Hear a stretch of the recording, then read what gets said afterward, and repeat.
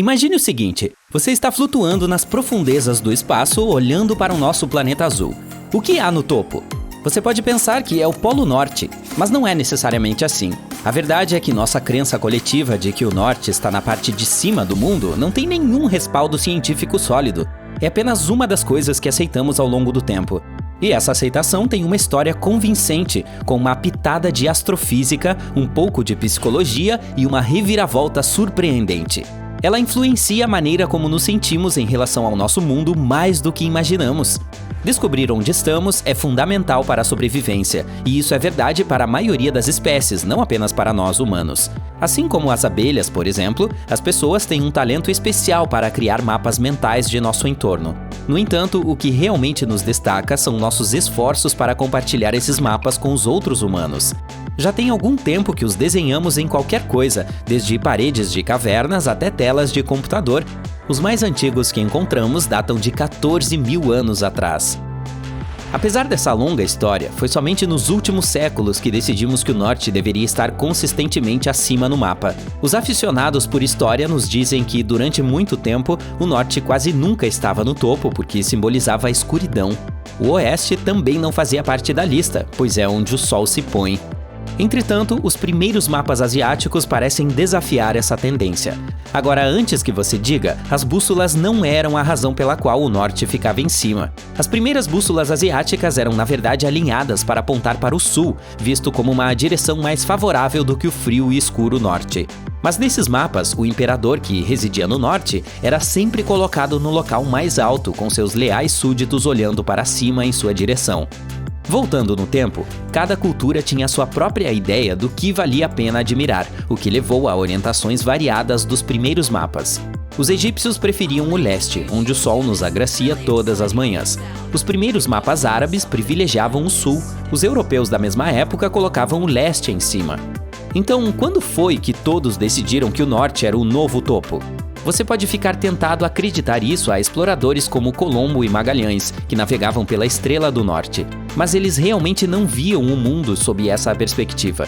Para Colombo, por exemplo, o leste ficava no alto, acreditando que estava indo em direção ao paraíso. O Mapa Mundi de Mercator, de 1569, foi um divisor de águas, pois foi o primeiro a levar em conta a mudança da Terra para uma navegação mais precisa. Mas ainda assim, a ênfase não estava no norte. Mercator projetou os polos até o infinito, considerando-os relativamente sem importância, já que os marinheiros não se aventuravam por lá com frequência. É possível que a escolha de colocar o norte acima tenha sido simplesmente porque os europeus que estavam explorando bastante estavam localizados no hemisfério norte, com muito mais terra para cobrir e pessoas para conhecer. Seja qual for o motivo, essa ideia de norte para cima permaneceu, mesmo quando um astronauta da NASA, em 1972, tirou uma foto do nosso mundo com o sul no topo, que foi invertida para evitar confusão. É aqui que as coisas ficam interessantes. Quando a Terra é vista do espaço, o conceito de para cima e para baixo perde todo o sentido. É claro que o nosso planeta se alinha com o plano dos outros em nosso sistema solar, porque todos compartilhamos uma história cósmica de nascimento. Mas poderíamos muito bem inverter a imagem, ou colocar o Sol em cima ou embaixo, dependendo do ponto de vista cósmico. Mesmo dentro da Via Láctea, nosso sistema solar está inclinado em cerca de 63 graus. Se você pensar bem, os conceitos de cima, baixo, esquerda ou direita não se aplicam realmente no espaço. Mas que tal uma mudança de ritmo? Deveríamos estar abertos a ver nosso mundo de uma perspectiva diferente? Há algumas evidências psicológicas de que nossa mentalidade de norte para cima pode estar distorcendo nossas percepções de valor. A maioria das pessoas considera o norte para cima e o sul para baixo. Isso fez com que os psicólogos se perguntassem se essas associações poderiam influenciar a forma como diferentes lugares são avaliados em um mapa. Quando lhes era mostrado um mapa de uma cidade inventada, as pessoas tinham maior probabilidade de escolher uma residência na parte norte. E quando perguntadas sobre onde habitantes hipotéticos de diferentes status sociais morariam, elas alocaram os ricos ao norte e os menos afortunados ao sul. Não é incomum que os seres humanos possam estar menos preocupados com o que acontece com as regiões inferiores à sua posição no mapa. Mas há uma solução simples: virar o desenho de cabeça para baixo. Esses experimentos mostraram que essa simples ação eliminou a tendência de que norte é igual a bom. A esse respeito, os mapas de cabeça para baixo já estão disponíveis online. Os australianos gostariam dessa mudança, com certeza. Seja qual for a sua preferência na parte superior, será preciso usar uma bússola para se orientar. Você já parou para pensar no sistema dela? Este é um dos dispositivos mais antigos que temos em nosso kit de ferramentas de sobrevivência. Existe há séculos, servindo como um farol para aventureiros, viajantes e exploradores, guiando-os por oceanos desconhecidos e ajudando-os a descobrir novos continentes. Basicamente, as bússolas permitiram que as pessoas deixassem de ficar em casa para que pudessem se tornar nômades que viajavam pelo mundo. Nosso belo planeta azul não é apenas uma bola giratória no cosmos, ele também tem seu próprio campo magnético. Imagine-o como um ímã colossal zumbindo com energia invisível. Tudo isso se deve ao núcleo da Terra, uma bola de ferro derretido sob enorme pressão bem no centro.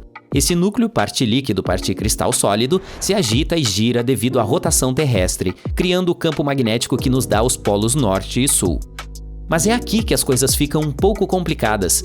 Esses polos magnéticos não se alinham perfeitamente com os geográficos, aqueles em torno dos quais o planeta gira.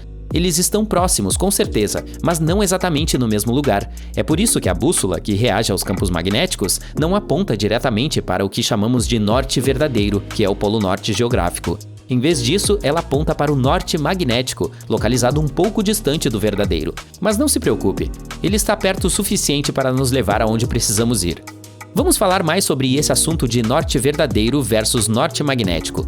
Lembra da notícia de setembro de 2019, quando pela primeira vez em mais de 360 anos, as bússolas em Greenwich apontaram para o norte verdadeiro?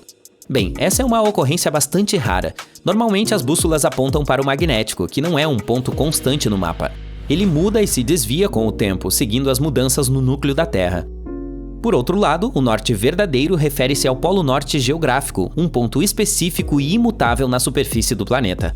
Portanto, quando você está segurando uma bússola, é para o magnético que ela está apontando, não para o verdadeiro. É aqui que as coisas ficam ainda mais divertidas. O ângulo entre a direção do norte verdadeiro e o magnético, conforme mostrado pela bússola, é chamado de declinação. É uma palavra sofisticada para um conceito simples. Agora, como o campo magnético da Terra não é uma coisa simples e direta, ele tem suas oscilações e quedas, a declinação não é a mesma em todos os lugares, varia de um para outro. Além disso, eis do que a bússola é composta. Ela tem uma agulha minúscula feita de um metal magnetizado. O ferro é um dos mais comuns. Essa agulha é colocada em um pequeno objeto pontiagudo, ou pivô, e deixada para flutuar em algum tipo de líquido, geralmente óleo mineral ou algo semelhante.